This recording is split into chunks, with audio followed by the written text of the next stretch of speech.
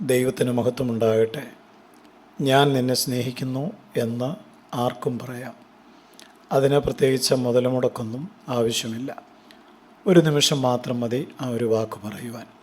എന്നാൽ ആ സ്നേഹം നമ്മുടെ പ്രവൃത്തികളിലൂടെ വെളിപ്പെടുമ്പോൾ, അതായത് മറ്റൊരാളുടെ വേദനയിൽ നാം താങ്ങാകുമ്പോൾ, മറ്റൊരാൾ കരയുമ്പോൾ ആ കണ്ണുനീർ നാം തുടയ്ക്കുമ്പോൾ, വേറൊരാളുടെ ഭാരം നാം പങ്കുവയ്ക്കുമ്പോൾ, അപ്പോഴാണ് വാസ്തവത്തിൽ നമ്മുടെ സ്നേഹം യാഥാർത്ഥ്യമായിട്ട് മാറുന്നത്. സ്നേഹം നിശബ്ദമായ സേവനങ്ങളിൽ എപ്പോഴും വ്യാപൃതമാകും. ആരും കാണാത്ത കാരുണ്യ പ്രവൃത്തികൾ സ്നേഹത്തിൻ്റെ പ്രത്യേകതയാണ്.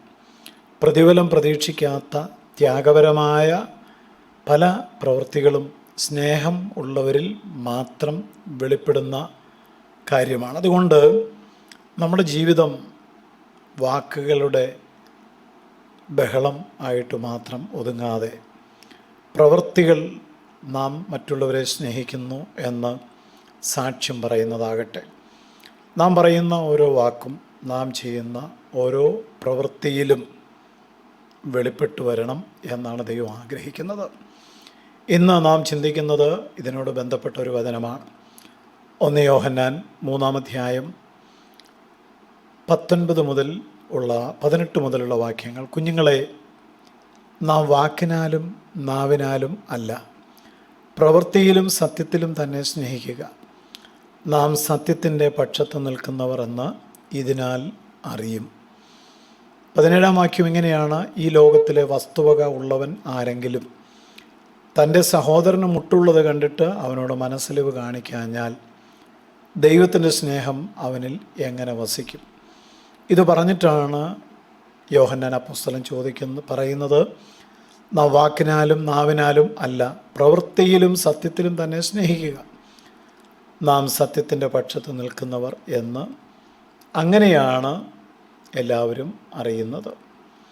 സത്യത്തിൻ്റെ പക്ഷത്താണ് നാം നിൽക്കുന്നത് എന്ന് മറ്റുള്ളവർ അറിയുന്നത് നാം സ്നേഹം പ്രാവർത്തികമാക്കുമ്പോഴാണ്. ഈ ലോകത്തിലെ വസ്തുവക ഉള്ളവൻ, അതായത് സാമ്പത്തികമായിട്ട് അല്പം ചുറ്റുപാടുള്ളവൻ ആരെങ്കിലും തൻ്റെ സഹോദരന് മുട്ടുള്ളത് കണ്ടിട്ട് അവനോട് മനസ്സലിവ് കാണിക്കാഞ്ഞാൽ അവനിൽ ദൈവത്തിൻ്റെ സ്നേഹം എങ്ങനെ വസിക്കും എന്നൊരു ചോദ്യം ഇവിടെ ഉയരുകയാണ്. അതായത് ദൈവത്തിൻ്റെ സ്നേഹം ഉള്ളിൽ വസിക്കുന്നവന് മറ്റുള്ളവരുടെ വേദന കാണാതിരിക്കാനാവില്ല, കണ്ടാൽ അവനെ സഹായിക്കാതിരിക്കാനാവില്ല. നമ്മുടെ ചുറ്റും നോക്കൂ, എത്രയോ ആളുകൾ വിശന്നിരിക്കുന്നു, വേദനിക്കുന്നു, സഹായം കാത്തിരിക്കുന്നു. അവരെയൊക്കെ നാം കാണുന്നത് ഒരിക്കലും യാദർച്ഛികമാണ് എന്ന് വിചാരിക്കരുത്. ദൈവമാണ് അവരെ നമ്മുടെ മുമ്പിൽ കൊണ്ടുവരുന്നത്. നമ്മുടെ സ്നേഹം പ്രദർശിപ്പിക്കുവാനുള്ള, വെളിപ്പെടുത്തുവാനുള്ള ഒരു അവസരമായിട്ട് ദൈവം അവരെ നമ്മുടെ മുമ്പിൽ കൊണ്ടുവരികയാണ്.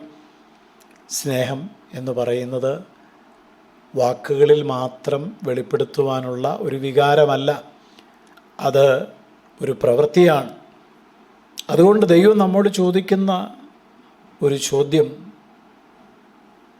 നാം മറ്റുള്ളവരെ സ്നേഹിക്കുന്നു എന്ന് നമ്മുടെ പ്രവൃത്തികളിലൂടെ വെളിപ്പെടുത്തിയിട്ടുണ്ട് എന്നുള്ളതാണ്. അത് തീർച്ചയായിട്ടും നാം വളരെ ഗൗരവത്തോടെ ചിന്തിക്കേണ്ട ഒരു വചനമാണ്. നമ്മുടെ വാതിക്കൽ വന്ന് നിന്ന് കരയുന്നവനെ കാണുമ്പോൾ നാം നമ്മുടെ ഹൃദയം അടയ്ക്കുന്നവരാണെങ്കിൽ തീർച്ചയായിട്ടും നാം തുറക്കണം.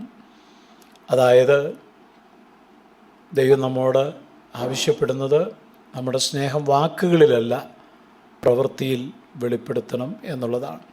സ്നേഹത്തിൻ്റെ യഥാർത്ഥ സ്വഭാവം എന്ന് പറയുന്നത്, എല്ലാവരോടും എനിക്ക് സ്നേഹമുണ്ട് എന്ന് പറയുവാൻ എല്ലാവർക്കും എളുപ്പമാണ്. എന്നാൽ അവരുടെ വേദന കാണുമ്പോൾ നമ്മുടെ ഹൃദയം വിങ്ങുന്നുണ്ടെങ്കിൽ തീർച്ചയായിട്ടും അതാണ് നമ്മളിലുള്ള സ്നേഹത്തിൻ്റെ യഥാർത്ഥ സ്വഭാവം. അതായത് മനസ്സിൽ മാത്രം ഇരിക്കുവാനുള്ളതല്ല സ്നേഹം, അത് വേറൊരുവൻ്റെ ആവശ്യങ്ങളിൽ, വേദനയിൽ പ്രവൃത്തികളായിട്ട് വെളിപ്പെടേണ്ടതാണ്. അത് നാം മനസ്സിലാക്കണം. അതുകൊണ്ട് നമ്മോടൊരാൾ സഹായം ചോദിക്കുന്നു, നാം അവഗണിക്കുന്നു എങ്കിൽ ഒരാൾ കരയുന്നുവെങ്കിൽ നാം ആ കരച്ചിൽ കേൾക്കാതെ തിരിഞ്ഞു പോകുന്നുവെങ്കിൽ, ഒരാൾ ഒറ്റപ്പെട്ട് ജീവിക്കുന്നു, നാം അത് കാണാതെ ശ്രദ്ധിക്കാതെ പോകുന്നുവെങ്കിൽ, തീർച്ചയായിട്ടും നമ്മുടെ സ്നേഹം വെളിപ്പെടുത്തുവാൻ ദൈവം തന്ന അവസരങ്ങളെ നാം അലക്ഷ്യമാക്കുന്നു എന്നാണ് മനസ്സിലാക്കേണ്ടത്. നമ്മിൽ സ്നേഹം ഒരു പ്രവൃത്തിയായി വെളിപ്പെടാതിരിക്കാനുള്ള ചില കാരണങ്ങളുണ്ട്. ഒന്ന്, നമ്മുടെ സ്വാർത്ഥതയാണ്. എനിക്കെന്ത് കിട്ടും എന്നുള്ള ചിന്ത നമ്മളിലുള്ളത് കൊണ്ടാണ്. രണ്ട്, ഭയമാണ്. ഞാൻ സഹായിച്ചാൽ എൻ്റെ കയ്യിലുള്ളത് കുറയുമോ എന്നുള്ള ഭയമാണ്. മൂന്ന്, ഇതൊന്നും എൻ്റെ ഉത്തരവാദിത്വമല്ല, അതൊക്കെ ആരെങ്കിലും അതിനൊക്കെ അർഹതപ്പെട്ടവർക്ക് ചെയ്യട്ടെ, അല്ലെങ്കിൽ അതൊക്കെ മറ്റുള്ളവർ ചെയ്യട്ടെ. അലക്ഷ്യത ആണ് പ്രധാനപ്പെട്ട കാരണം. അതുകൊണ്ട് തീർച്ചയായിട്ടും ഈ വചനത്തിന് മുമ്പിൽ നാം നമ്മെ സമർപ്പിക്കണം. നമുക്കൊരു തീരുമാനമെടുക്കാൻ കർത്താവ് കൃപ തരട്ടെ. നമ്മുടെ സ്നേഹം വാക്കുകളിൽ മാത്രം നിൽക്കാതെ, വിശക്കുന്ന ഒരാൾക്ക് അല്പമാഹാരം കൊടുക്കുക, കരയുന്ന ഒരാളുടെ കണ്ണുനീര് തുടയ്ക്കുക, ഭാരങ്ങൾ ചുമന്നുകൊണ്ട് നടക്കുന്ന ഒരാളുടെ ഭാരങ്ങൾ കേൾക്കുക, ആ ഭാരങ്ങൾ അവരുമായിട്ട് പറയുവാൻ, പങ്കുവയ്ക്കുവാൻ മനസ്സ് കാണിക്കുക. ദൈവം നമ്മോട് ചോദിക്കുന്ന ഒരു ചോദ്യം, നീ എത്ര പണം സമ്പാദിച്ചു, എത്ര പദവികൾ നിനക്കുണ്ട് എന്നുള്ളതല്ല, നീ ഈ ലോകത്തിൽ എത്ര പേരെ നിൻ്റെ സ്നേഹത്താൽ ആകർഷിച്ചു എന്നുള്ളതാണ്. അതുകൊണ്ട് നമുക്ക് പ്രാർത്ഥിക്കാം. കർത്താവെ, പലരും വാക്കുകളിൽ സ്നേഹം പ്രകടിപ്പിക്കുന്നവരാണ്, എന്നാൽ അവിടുന്ന് പറഞ്ഞല്ലോ, അങ്ങനെയുള്ളവരിൽ അല്ല, സ്നേഹം പ്രവൃത്തികളിൽ വെളിപ്പെടുന്നവരിലാണ് ദൈവമുള്ളത് എന്ന് ഞങ്ങളെ കേൾപ്പിച്ചതിനായി സ്തോത്രം. ഞങ്ങൾ സ്നേഹിക്കുന്നവരാകട്ടെ, യേശുവിൻ നാമത്തിൽ.